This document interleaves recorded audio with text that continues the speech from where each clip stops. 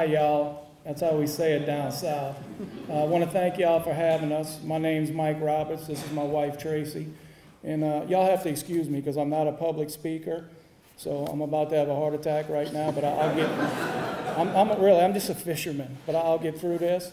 When it first happened, when we first heard it was coming to inland waters, I was at home, and early one morning, a friend of mine called. We knew it was coming. We kept thinking, the fishermen, we know the tides, we know how it works, and we thought if a batch of this oil breaks off and comes west around the mouth of the Mississippi River, that the tide is just going to take it straight up into Barataria Bay where we live and work. And sure enough, it happened. So that morning, a friend of mine was out fishing. He called me. He said, "You got to come out here. You're not going to just come out here. You're not going to believe this."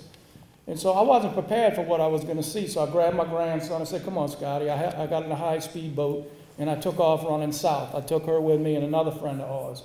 And about halfway out, we had been smelling oil for about a month. You can smell it every night from the spill. It was overwhelming. But on the ride out that day, it was enough to knock you out. It was so overpowering, the smell of this oil.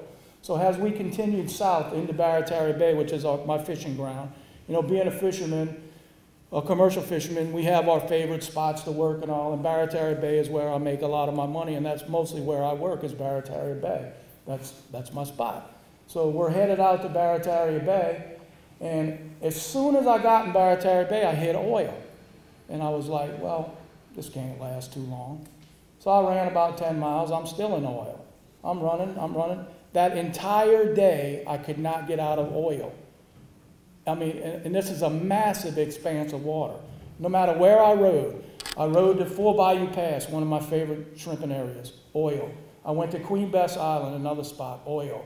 I went to the east side of the bay, oil. It was, you just can't imagine it unless you have lived it, the immensity of this oil spill. And friends of mine that had already been working on the spill in the Gulf, shrimpers that they had hired, BP had hired them to work, I saw them skimming oil with booms. And I ran up to them and I was like, "Man, where's the end of this oil?" They said it doesn't end. It goes on for hundreds of miles in the Gulf of Mexico, and it just started coming in here. Well, I was floored. I mean, I don't know if any of y'all want to live through that with your coast, but that's what we had to live through. Now, I consider myself a pretty tough guy, and you know, I'm a gung-ho fisherman. I wept. I mean, I did. I cried. I had my grandson. I didn't want him to see me crying. The only other time I had cried before that was 30 years ago when my father passed. So that's the impact that has on you. So, I mean, I'm up here to talk to you people about the possibility of what oil and gas can do. Well, that's a possibility, and it's real. And until it happens to you, you don't know the impact of it. Now, I might have been able to run 50 miles further west or 60 miles west and got out of the oil, but it was impacting me directly, and it was impacting an immense area that I make my living in. So, you know, I mean, that's the risk you run with having oil and gas coming to town. You have to understand, where we live, oil and gas is king. We have hundreds of communities along our coast, not unlike British Columbia, all fishing communities. And there's not one community on our coast anymore that doesn't have oil and gas in it in one way, shape, or form. They're there. They're there unloading, loading. They're running service companies out of it. So when they come to town, before long, it's not just one place. They take over the whole place. In South Louisiana, there's only two things you can do for a living anymore. You either work for the oil companies or you fish. That's basically it. There's a little bit of tourism, there's a little bit of recreational fishing, but the predominant employer in South Louisiana is oil and gas. So, you know, I don't know what's going to happen in British Columbia, but 30 supertankers visit coastal Louisiana a week, 30 of them.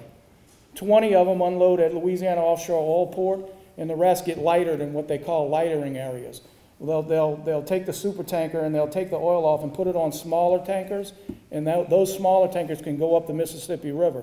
We have 80 chemical plants and refineries between the mouth of the Mississippi River and Baton Rouge.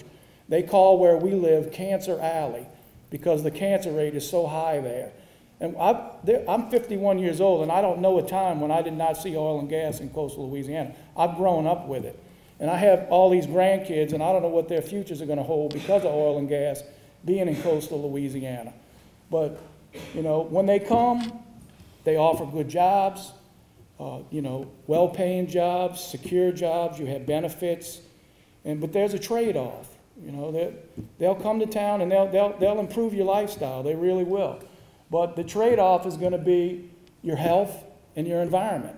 And they can't get around it. They can sugarcoat it all they want. They do a lot of damage. Damage, damage, damage. That's what oil and gas has done to Louisiana in my lifetime. It's disappearing at an alarming rate.